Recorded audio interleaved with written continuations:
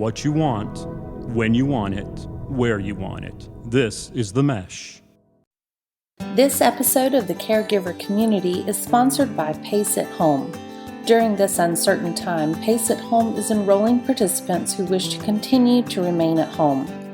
Partnering with families, Pace at Home provides caring medical support for all of our program's participants. Visit us on our website or give us a call at 828-468-3980 to talk with a representative that can discuss with you the Pace at Home all-inclusive medical approach. Pace at Home is the champion for seniors wishing to remain in their community.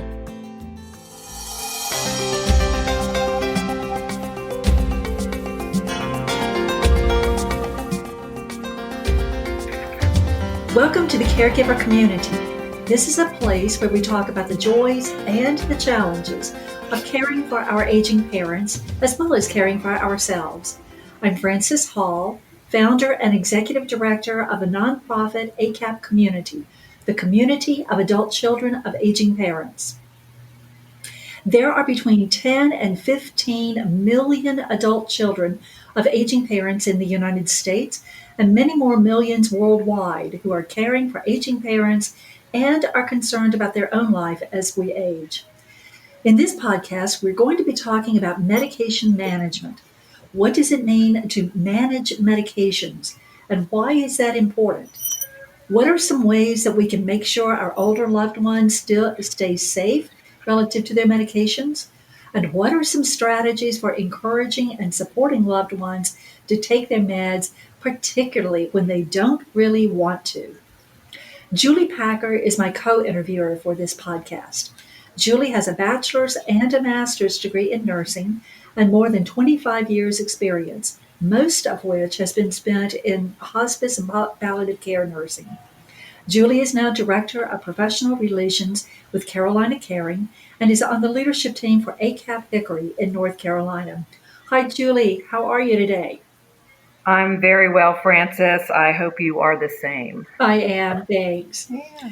Julie and I are joined by Susan Young. Susan is the Director of Clinical Services for United Church Homes and Services, ACAP's new collaborative partner. UCHS has 11 senior living communities in North Carolina and Virginia. Susan has a bachelor's degree in nursing from Lenoir-Rhyne University and a master's degree in nursing administration from the University of North Carolina in Greensboro. And she has more than 30 years of experience as a nursing supervisor. So between the two of them, Susan and Julie, 55 years of nursing, I think we've got this covered. Among other responsibilities, Susan provides guidance in areas of nursing services and licensed programs, ensuring that UCHS residents receive excellent care that also are compliant with federal and state regulations. We're delighted to have you with us, Susan. Thank you. I'm excited too. Good. Not only are Julie and Susan both nurses with extensive experience, they both have lots of experience as adult daughters of aging parents. So, Susan, let's jump right in and start at the beginning. What does it mean? Could you tell us more about what managed medications means, and why do we need to know more about this? Well, medication errors frequently lead to significant harm in our seniors, and this causes, it's caused by systemic flaws that may not have simple solutions. Statistics reveal that the danger and frequency of medication errors is just overwhelming. 250 to 400,000 deaths were caused by medical errors per year. Wow. 21% of the adults experience medication or medical errors in their lifetime. 1 in 7 Medicare patients experience a medical error in the hospital, just alone. More than half of the U.S. population takes at least one medication a day. Older Americans are taking 5 or more medications, which has doubled over the last recent years. Unfortunately, research does note that about half of the people who live with chronic disease do not take their medications as prescribed to them by their medical providers. Susan, those are some really startling statistics. And you just talked about that evidently there are lots of reasons or lots of difficulties with people taking medications. What are some of the challenges that senior adults may encounter with medication management that can lead to those negative consequences? We've often talked about how it is as we get older anyway, forgetfulness. Oh yes, That I'm there. is the most common cited reason. And this accounts for both the missed doses and the doses that we take, or taking the medication too many times or too many pills at the same time. Fear of medication side effects. Sometimes we're just not listening to the physician when he's sharing with us things about the medication. But at times, people look at the medications that are being prescribed to them, and they're having to decide whether this is the right thing for them to do. Whether they get their medication filled because they've heard about these side effects and they do not want to have to experience them. Some people have a certain belief about medications that's not good for them, that they would rather do natural things, eat healthier food, or take this vitamin to make it all better.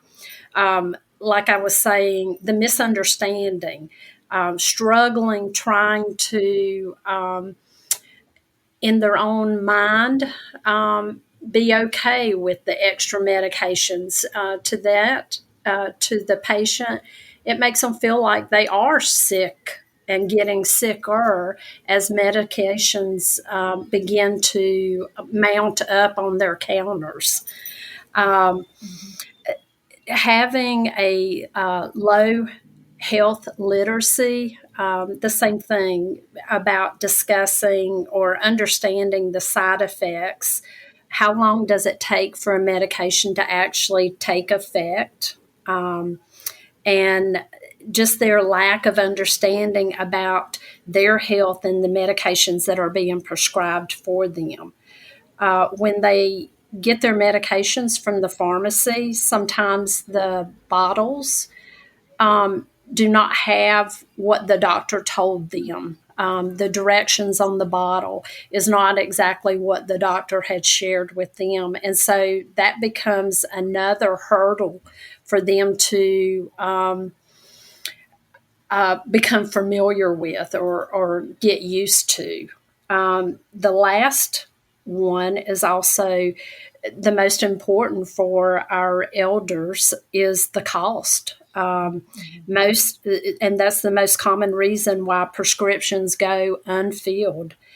Financial challenges often lead the seniors to delay or even skip refills or even rationing out their medicine. Like, well, I felt better today with one pill. Maybe I can go 3 days without taking another one, which we all know that that's not the best practice. Right, right.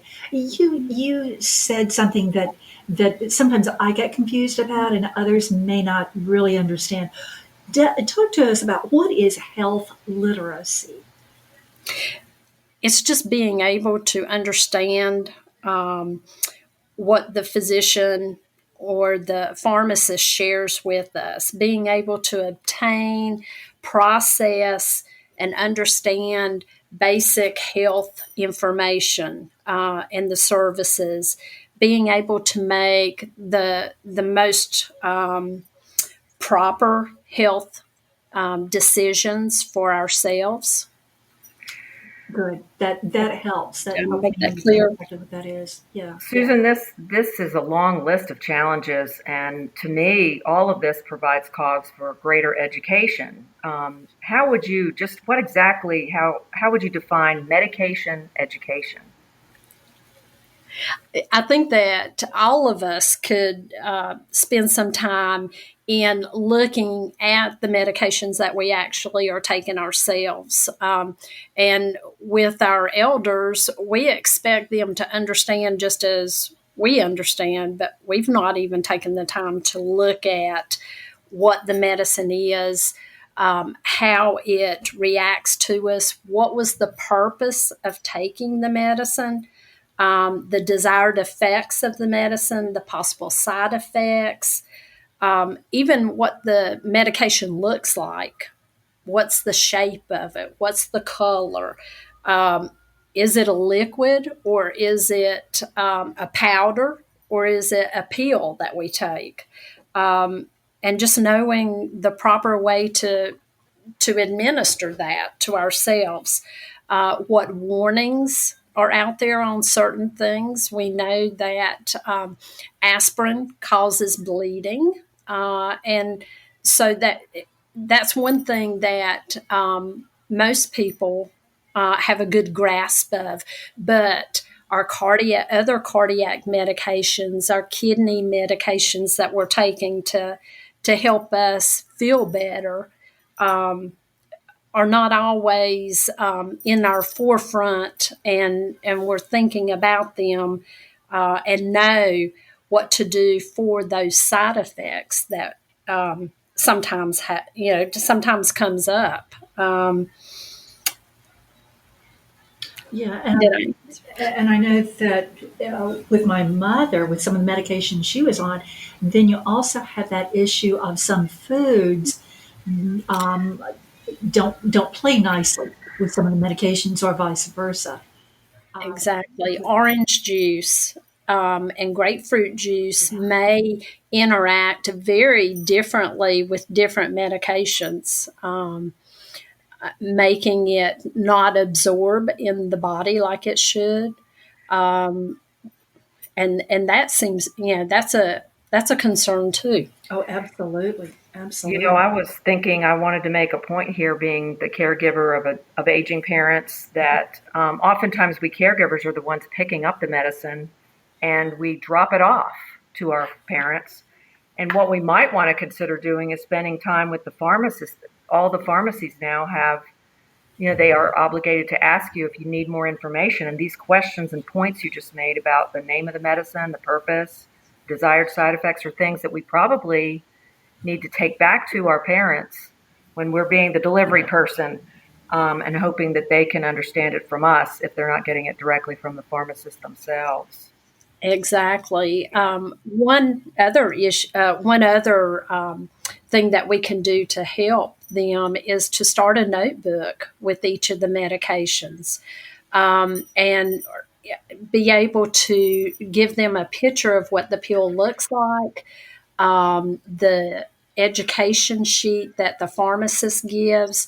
And we can also go on the web and pull up different things about the medication that we can put in this book, using pictures, using words, not exactly using all of the medical words that you find in the advertisements of the medications, but break it down so that it's easy for them to understand why they're taking what is left there for them to take, and the times.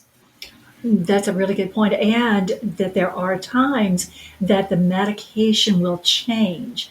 That it's the same medication, but it looks a little different. And so, And that all depends on the different right, manufacturers. You're correct. right, right. Because I know that can be a huge, huge issue. Julie, your point of caregivers, or the family members being sure that they help the parent or the loved one understand. I'm going to do kind of a side story here for a second. My mother was having some pain in her shoulder, And we went to the doctor, and the doctor said, okay, I want you to take, and I think it was like ibuprofen or Tylenol or something for the shoulder pain. And we got out to the car, and I said, now, Mom, you understand what they were saying? Oh, yeah, yeah, absolutely. Well, about 2 weeks later, I was at my office. I got a call that my mother was on the way to the emergency room, that her blood pressure had gone sky high. The reason I realized later is that she thought that they were telling her to stop taking all of her blood pressure medicine and only take the ibuprofen or the Tylenol for her shoulder. So, your point, Julie, exactly, to be very sure that we all understand exactly what is being asked for them to do, and to really be sure that our loved one understands what they are doing. So, okay, that's my story for the day. Okay, so Susan, we've got lots of issues out there. What are some strategies to help make sure loved ones can manage their medications efficiently and effectively? And this will all go along with their disease process, or how they're reacting to things in their environment. To begin with, most people will start with their medications, the ones in the morning time, putting them out beside their sink when they brush their teeth. They know that they need to take that medicine then. Medication that they would take at lunchtime, they would put on the kitchen table. Medication that they would take in the evening before bedtime, they would put at their nightstand. These are all times and places that they typically will be at during the right times of the day. Does that make sense? Yeah, yeah. Yeah. And um, it makes it easier, and they feel like they are still being very productive. They know where their medicines are, and they know where it's kept, and they can do that. As time goes on, sometimes we have to provide them with pill bottles. Pill organizers, a pill box. Instead of saying bottle, I was trying to say box. And these come in different sizes. You can get the one strip that will hold about 3 medications, or you can go and get one that has morning, afternoon, evening, and bedtime. So, and it's a little bit larger box that you would do, but you would put the medications in it, and they would be able to follow that as the day went on, until you identified that that's not making it work because they're forgetting more than what they're taking. The next would be also always maintain a current list of the medications that you could get to in a hurry if you had to, if something came up and you needed to get the medications all together at one time, that you would have this list prepared, and that your parent would also be able to collect all of these together. Trying to think of another one was in the earlier stages, you may be able just to keep all the medication all together in one area, and they're still able to differentiate which ones they take at what time. You could color the top of the medication bottles, or you could put pictures on the medication bottles. You could put a pillow, meaning it's time for bedtime, or you could put a meal picture on it and say, this is when you need to take it, is during a meal. Those are some really creative answers to difficult situations with our aging parents. We know that caring for them is not always easy, and maybe you could help us understand ways in which we could help our parents when they're not so keen on taking their meds or they're just simply refusing to take them. We know they're striving for their independence and they don't want to be told necessarily or directed what to do. So, what suggestions do you have for us? Always number one is to help the caregiver to not get frustrated, to understand that it only takes a few minutes to give the medication, but there are times that we need to spend more than just a few minutes with our parent and trying to get them to take their medication. A lot of times, the commotion that's going on in the house, a lot of times we've got our own children that are running through the house and upstairs, downstairs, and out the door. About the same time that we're in there trying to talk mom into taking her afternoon medicine. That just distracts her. At times, she may want to say, "Hey, I want to go outside with them," and she's gotten distracted in following what was going on in the house. I encourage many caregivers to, when they're ready to provide the medications, is that they make sure that it's a quiet area in the house. Not a whole lot of commotion. The TV is either turned off or at a low volume so that you can get their direct attention. They're like everybody. If the TV's on, everybody's got their neck craning to see what's on the TV or what are they talking about. And that just distracts them and moves them away from the task that you were trying to accomplish. I would play soft music. I would sit down at the table or in the living room with them and just talk with them just a little bit, and then share with them that, oh, it's time for our medications. Let me go and get them, and let's take our medicine now. And with that process, just break it down into smaller processes when you're ready to give their medications to them. Always approach them very calmly, explain what you're doing, allow them time to talk or share, whatever has happened with them during the day. Give them an opportunity to talk with you. A lot of times when you have resistance with the medicine, it's because they feel that they're being rushed,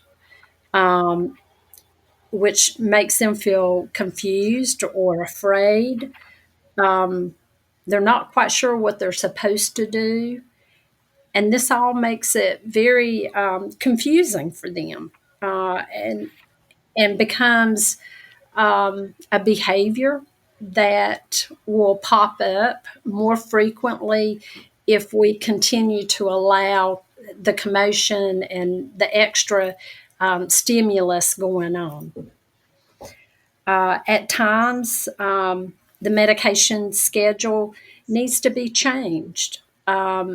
Mom is sleeping later during the morning time, whereas before we used to stop on our way to work and make sure that she's up and has taken her morning medicine.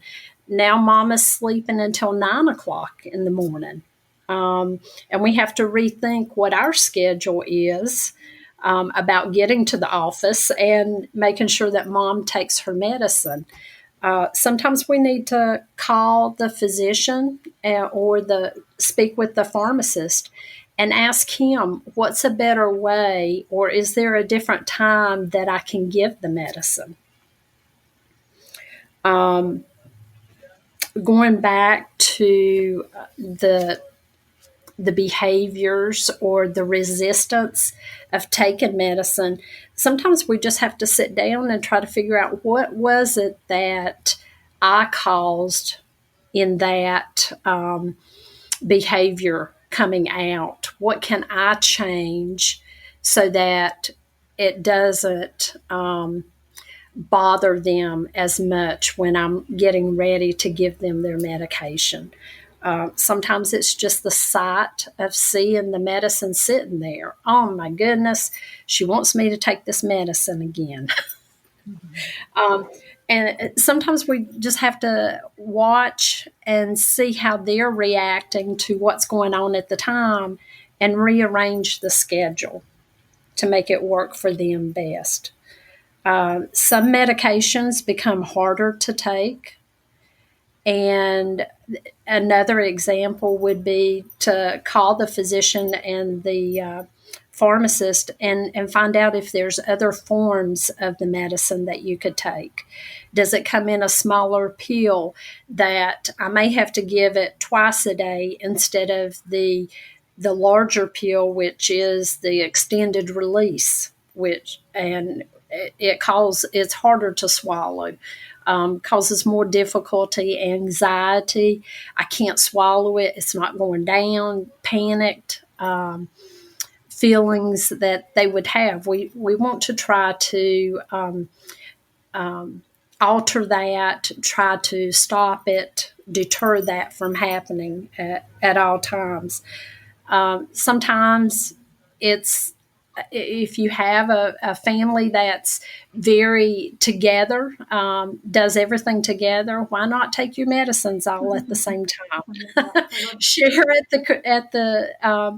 at the breakfast table and at the supper table. Oh, let me get my medicine, and everybody takes their medicine, whether it's a vitamin or trying to think of another good, just something over the counter that we typically take.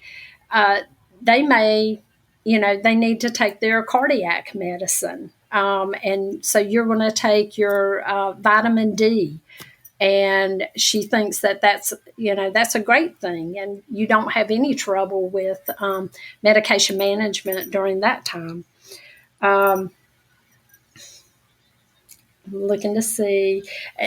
And the biggest thing when you do have behaviors is trying to figure out what it was that triggered those behaviors and go back to trying to make it as simple a period of time during medication delivery when we're trying to get our parents to take their medicine. The less distraction, the better results we'll have. Susan, those are some excellent points. Good golly. All of us should remember all of those. Kind of along that same line, though, in terms of taking multiple medications, there is a term that keeps getting batted around, polypharmacy. What exactly is polypharmacy, and how does it affect or impact seniors? Well, the simple term for polypharmacy is a lot of medications. Yeah. Okay. Multiple medications for one person to take. Generally, the number of medication ranges from 5 to 10 different medications that one person will take. Polypharmacy includes not only our prescription meds that we deal with, but we're going to the over-the-counter, the Tums, the aspirin maybe that we take, herbals, the supplementals, all of that leads into polypharmacy. And people just don't normally think about the over-the-counter medications as being medications, overall. And that the amount of medications that everybody is taking is just extraordinary. It's estimated that 20% of Medicare beneficiaries, which are typically the adults over 65, are taking have 5 or more chronic conditions. Wow. that or illnesses that they're dealing with at that time in their life. 50% of them are taking at least 5 or more medications. At polypharmacy, we usually see that more as you see decrease in physical and cognitive capabilities. A lot of physicians in the past and presently now, we go to the doctor, he gives us another pill, and it makes us feel better. And that's not always the right thing to do. Sometimes we need to look at changing things, changing our diet so that we don't need that extra pill. This podcast is sponsored by Jackson Creative, a custom communication agency located in downtown Hickory, North Carolina, specializing in online content creation. To learn more, visit thejacksoncreative.com. Jackson Creative, we tell your story. Some of the health conditions, and as you're talking about with polypharmacy, the number of medications that some people take, have to take, need to take, are, oh my goodness, it's just astounding though. And I think about, even if I were having to take 5 medications, or 10 or more, how easy it would be to get confused about, now, what am I taking and why and when and how, and and all of that and what can I eat and what can I not eat, and golly, that's just a whole lot to try to say grace over. I know, and as our parents age and these chronic conditions develop over time, they're going to different specialists who aren't necessarily aware of some of the other medicines that other specialists that your parent might be seeing have prescribed. I think now they're trying desperately and very diligently to all keep a reconciled medication list in the medical record of each respective physician. So when you take your loved one for that doctor's appointment, if they've been put on a new medicine, make sure that that specialist knows about it and the lists are up to date. We did a podcast a couple of years ago with a pharmacist. And one of the things I remember that he said was how important it is, how beneficial it is for anyone to go to the same pharmacy, to get all of their medications through the same pharmacy.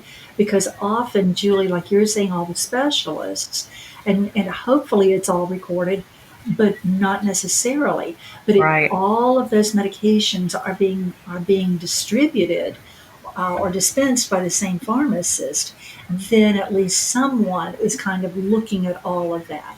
But I know now there are so many male pharmacies that basically, not gender male, but that we're getting medications through the mail. Yes. And how difficult that is to make sure that everybody, that all of the medications, that somebody is looking at all of this and making sure that the medications are not countering each other or exacerbating some of the issues. And I think when we do use mail order, we lose that piece of it all coming together. The mail orders are advertising cheap, cost-effective medication packaging for people, but our pharmacy has that total list. They're there for us as a resource. And we tend to forget that. That's right. That's right. And sadly, there are insurances that, and correct me if I'm wrong, you two would know, but it seems as though there are some insurances that really strongly encourage using the mail order pharmacies because it's very expensive. So That is true. That is true. Even for myself, I have to stop and think, now, wait a minute. I would rather have a pharmacist in my neighborhood that I can go to, and he's got all of my medicines together. He knows what I'm taking. And that's the safest place to go to. The mail orders are cheaper, but they're not packaged the way that we would like for them to be packaged for our loved ones, for our parents. They come in bulk, and that's not an easy task for our parents to have to deal with. That has to be broken down into manageable pieces for them to be able to take their medications correctly. Right, right. So, Susan, we've discussed the challenges of medication management, and you talked about some creative ways to help our parents when they're resistant. But how can you give us any suggestions, any creative ways to help our loved ones remember to take their medicine when they want to be and can be independent? How do we help them remember to take it?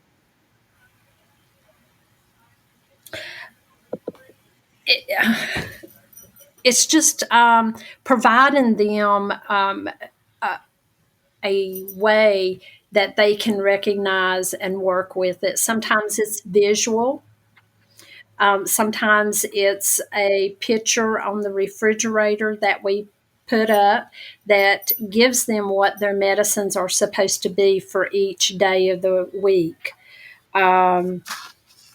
Sometimes it may be that we place their medications on the windowsill in the kitchen. And when they take their medicine, they turn it upside down. Mm-hmm. And we know that they've had their medicine. Great Sometimes idea. that works with some some families. Like I said, sometimes we could leave a note beside the coffee table in the living room, and it says, "Did you take your pink pill? Did you take the white pill?" In the bathroom, we could do the same thing, asking about whether they took their morning medicine. Some are able to keep up with a calendar, and you can print calendars off of the websites and make them as familiar to them as you can. Sometimes there's certain activities on Mondays that you always do compared to Wednesdays, and you could put pictures up there to remind them of things that are coming up during the week, along with when they take their medicine. They can mark out the area on the calendar after each medication was given. And that way, that's a tracking for you to also see how well they're doing. And always praising, or always taking the time to say, "Mom, you did a really good job." And you would be amazed at how big that grin gets on the face. Mm-hmm. And she's pleased because she made you happy too. Um, some people use dry erase boards. Mm-hmm. It just depends on where you're at in being able to participate in that. Let's see, I'm trying to think of what else I could add to that. Jog my memory. Very helpful information. Yeah. Thank you. My mom even did, and I thought it was really brilliant. She had a ring binder notebook, one of those that the ring is already in it. And every day when she took her medicine, she wrote down the date and the time and which medicine she took. And so anytime she went to the hospital or doctor or whatever, that went with her to say, this is what I've taken. So yeah, those are some great strategies though. And Also, to take that notebook with you when you go to the doctor's office, to share with them. I'm doing much better taking my medicine first thing in the morning and in the evening. Is there a way that we can figure out a better time to take, which medication could I take like that instead of giving it to me 4 times a day, Right, right. Right. using extended release medications? Yeah, so much of this really is so individualized that each person's medications are going to be different, and each person's reactions are going to be different, and each person's rhythm of taking them is going to be different. So, Susan, this is some excellent information. Thank you so much. And Julie, bless you. Because of your background, you too have made some just valuable contributions to this Thank you. conversation. We want to also thank you, our listeners, for joining us. We hope that you have become more knowledgeable about how you can help your parents or other loved ones or even yourself to manage medications well. Before we end, we also want to acknowledge our sponsor for this podcast, Pace at Home in Hickory, North Carolina. We are grateful for their support for these important podcasts. This program is part of the Mesh network of online shows and podcasts. You may find more Caregiver Community podcasts on any of the platforms you use to listen to podcasts. You also can find our podcast, of course, on our website, www.acapcommunity.org. And while you're on our ACAP community site, we hope you will take a few minutes to learn more about ACAP, Adult Children of Aging Parents, as well as our local our local chapters, and our educational programs. Thank you so much, Susan. Thank you, Julie. Thank you for listening. Stay safe.